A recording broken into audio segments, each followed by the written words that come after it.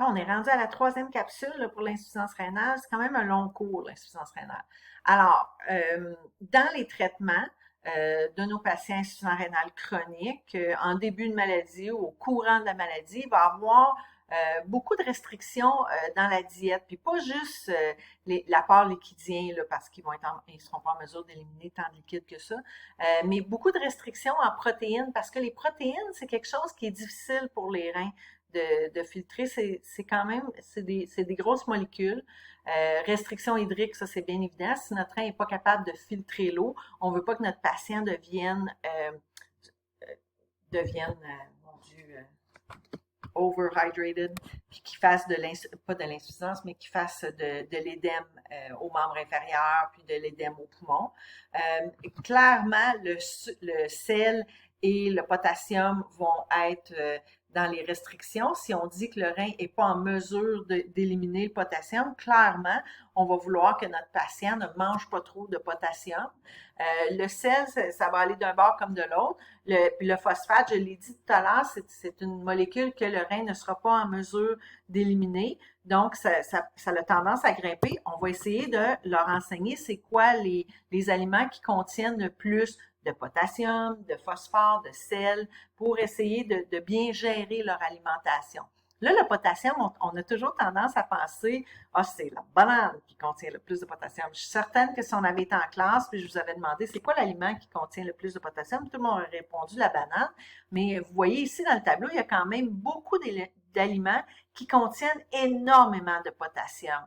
Et puis là, la banane est là-dedans quelque part. Vous voyez ici, une demi-banane, c'est quand même, elle fait le tableau, une demi-banane. Mais un avocat, un quart d'avocat contient plus de potassium qu'une demi-banane. C'est quand même beaucoup, là. Fait que là, je ne passerai pas tous les éléments un par un, là, mais quand même, juste de savoir un peu c'est quoi les aliments qui contiennent du potassium, c'est bon à savoir quand on a un patient qui nous demande qu'est-ce que je devrais éliminer de mon alimentation. Clairement, c'est des patients qui vont voir la nutritionniste, là, c'est bien évident.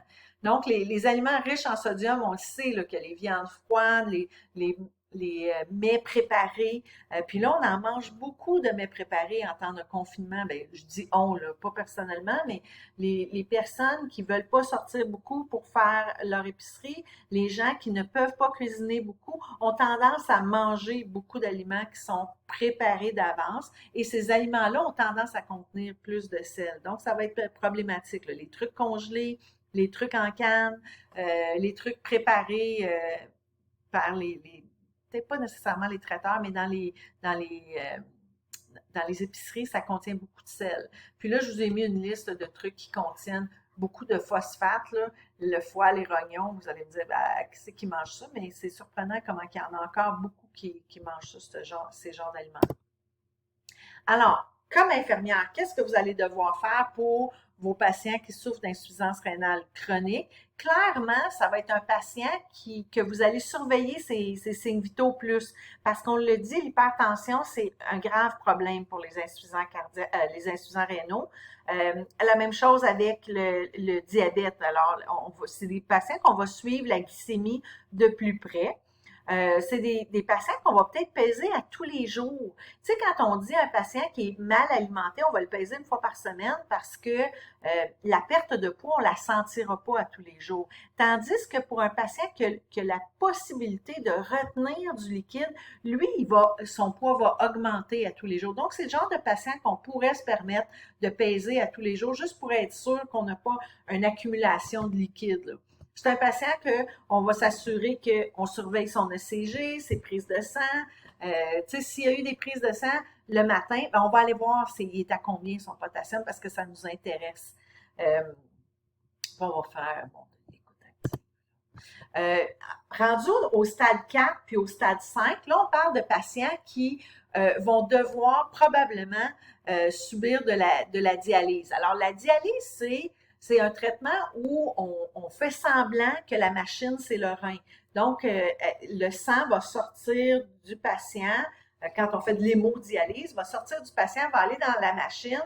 La machine va filtrer les électrolytes qui ne devraient pas être là, le potassium entre autres, va éliminer une partie du liquide que le rein n'est plus capable d'éliminer, va retirer certains déchets, et là, le sang propre est retourné au patient. Bon, ben l'hémodialyse, là, on parle de être branché à une machine minimalement 3 fois par semaine, minimalement 4 à 6 heures. C'est quand même, c'est pas rien, là, c'est très long.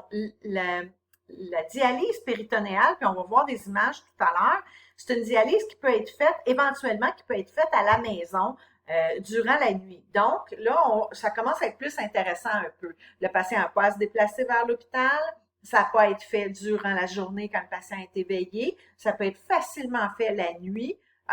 Ça ici, là, péritonéal, quand ça fonctionne, ça peut être relativement intéressant. Et il y a toujours la transplantation rénale, mais clairement, premièrement, il n'y a pas beaucoup d'organes qui sont sur le marché et, même si le patient a un transplant rénal, il faut quand même que on change les habitudes de vie, qu'on arrête de fumer, qu'on arrête de boire, qu'on mange bien, que notre tension artérielle soit bien gérée, parce qu'éventuellement, le nouveau rein va aussi être endommagé. Donc, la dialyse péritonéale, c'est une dialyse où on envoie un liquide dans le péritonéal, poignez-vous.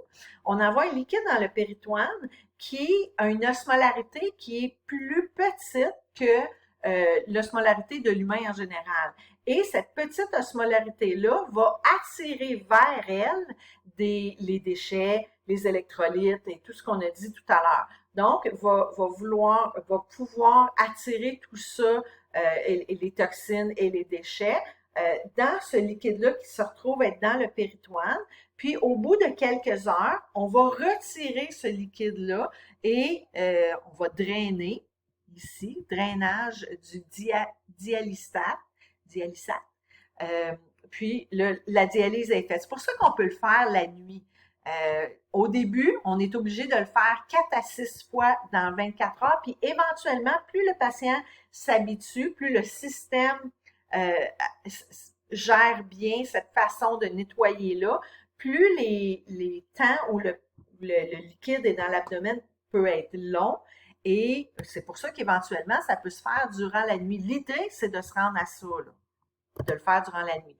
Donc, c'est un drain qui est à l'intérieur de l'abdomen. On envoie le liquide via ce cathéter-là.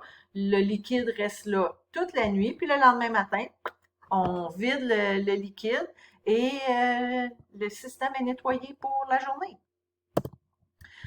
Hémodialyse, je l'ai dit, c'est un gros appareil. On parle de 3-4 fois semaine. On parle de 3-4 heures par jour. Puis là, c'est 3-4 heures branchées sur l'appareil. Donc, on parle, tu sais, il y a quand même du temps pour se rendre à l'hôpital, se faire brancher à l'appareil. 3-4 heures qu'on est branché après cet appareil-là. Ensuite de ça, il faut être débranché, s'en retourner à la maison. On parle de, tu sais, c'est une journée de travail, là. C'est pas rien, là, l'hémodialyse. Alors, l'hémodialyse, ça peut être fait via une fistule, soit une fistule artério-veineuse, donc où est-ce qu'on, de façon chirurgicale, on va connecter un artère ou une artère, je me souviens jamais, à une veine, et ça a l'air de ça ici, ou parfois il y a une espèce de pontage en boucle. Tout ça, c'est fait de façon chirurgicale. Et ce qu'il faut savoir, c'est que parfois, ces fistules-là, ils bloquent. Donc, ça veut dire que quand elles sont bloquées, il faut installer un autre cathéter en attendant de refaire une fistule, parce que c'est une chirurgie, faire la fistule. Alors, on peut faire la dialyse via une jugulaire. Ici, on a une jugulaire, un cathéter central. Là, ici, là, je ne sais pas si c'est tunnalisé ou parce qu'il est quand même assez loin. Je ne pourrais pas vous dire là, quelle sorte de cathéter temporaire, hémodialyse à manchon permanent, peu importe. Alors, on peut faire la dialyse via un cathéter central. Ça prend quand même un gros calibre. Alors, ici, c'est un autre image. Là, ici, là, ça serait comme l'appareil à dialyse, mais vous comprendrez que c'est pas juste un cylindre comme ça. C'est comme pour caricaturer que c'est un appareil qui va filtrer le sang, tandis qu'ici, on envoie une solution liquide dans l'abdomen, on la laisse là assez longtemps pour qu'elle attire vers elle les déchets, et après quelques heures ou une nuit au complet, on draine et dans la poche de sortie, il y a tous les déchets. Alors, la transplantation rénale, c'est sûr que après ça, si le patient a reçu une transplantation rénale, ben, il n'y a plus à faire de dialyse. Donc, c'est un énorme avantage. On parle d'un patient qui va avoir une durée de vie qui va être augmentée de beaucoup, puis une vie qui va être de bien meilleure qualité, puisqu'il n'y aura pas à faire de la dialyse dans la nuit ou d'aller à l'hôpital 3-4 fois par semaine pour se faire de l'hémodialyse. Ça permet, bon, ils disent une alimentation un peu plus variée, augmente l'énergie, mais c'est sûr que ça vient avec des inconvénients. Un patient qui a reçu une transplantation de rein, bon, mais ça, ils doivent prendre des médicaments anti-rejet, mais ces médicaments anti-rejet-là, c'est des immunosuppresseurs parce qu'on ne veut pas que le système immunitaire rejette le rein. Donc, vous comprendrez qu'un patient qui prend des immunosuppresseurs est beaucoup plus à risque de développer des infections et même à risque de développer certains cancers. Donc, il y a des avantages puis il y a des désavantages. La transplantation du rein, il faut savoir que c'est quelque chose qui peut se faire d'un donneur vivant. Donc, un donneur vivant pourrait décider de donner un de ses reins, clairement, sinon il devient insuffisant rénal, mais pourrait donner un de ses reins à quelqu'un avec qui il est compatible. Alors là, on va être rendu dans l'insuffisance rénale aiguë. L'insuffisance rénale aiguë, c'est un peu le même principe que l'insuffisance rénale chronique dans le sens que le rein n'est plus capable de filtrer, n'est plus capable de faire sa job. La différence avec la aiguë, c'est que ça arrive rapidement comme ça, puis ça peut disparaître rapidement comme ça. Donc, on parle d'une fonction rénale qui est diminuée de façon brusque. L'insuffisance rénale chronique, on l'a dit tantôt, ça s'installe tranquillement pas vite. Au début, on n'a même pas de symptômes. Mais l'insuffisance rénale aiguë, on ne se pose pas de questions. Là. On est très malade tout de suite en partant. Si c'est pas traité, ça peut causer des dommages et ces dommages-là sont permanents. Par contre, si c'est traité assez rapidement avant que les dommages soient installés, c'est réversible.